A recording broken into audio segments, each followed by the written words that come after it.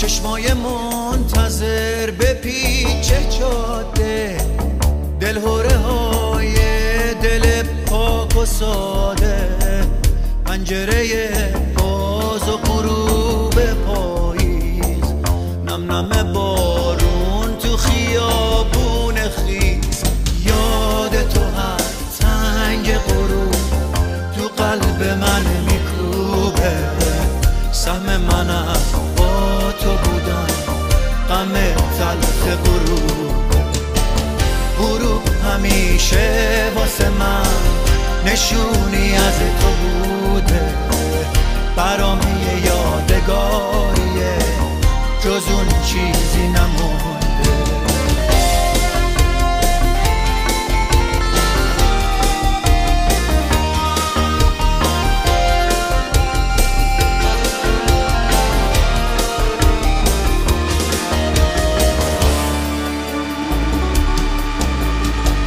چشمای منتظر به پیچ جاده،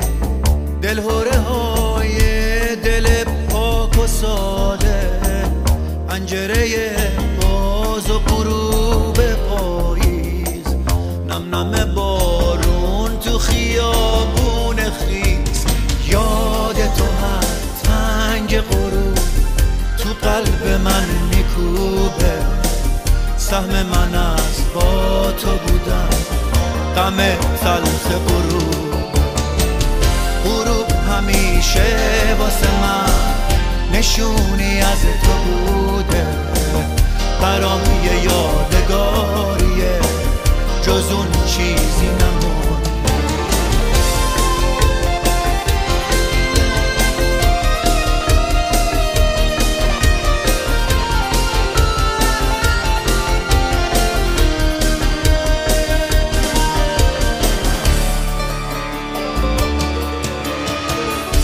ذهن کوچه های آشنایی پر شده از پاییز تن طلایی، تو نیستی و وجودمو گرفته، شاخه خشک پیچک تنهایی، یاد تو هر تنگ غروب تو قلب من میکوبه، سهم من از با تو بودن غم تلخ غروب همیشه واسه من نشونی از تو بوده، برام یه یادگاریه جز اون چیزی نمونده،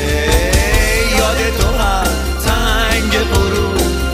تو قلب من میکوبه، سهم من